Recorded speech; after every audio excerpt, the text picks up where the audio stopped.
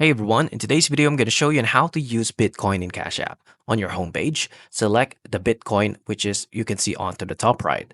Now to buy, click on Buy button.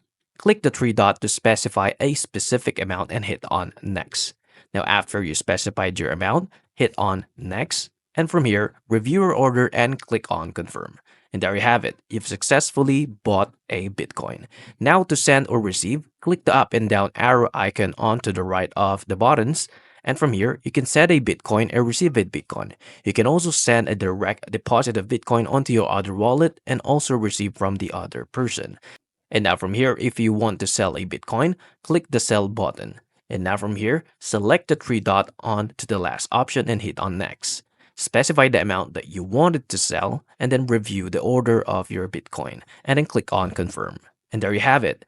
You simply click the done button. And that's it. If you find this video helpful, please like and subscribe and I'll see you into the next one. Thank you for watching.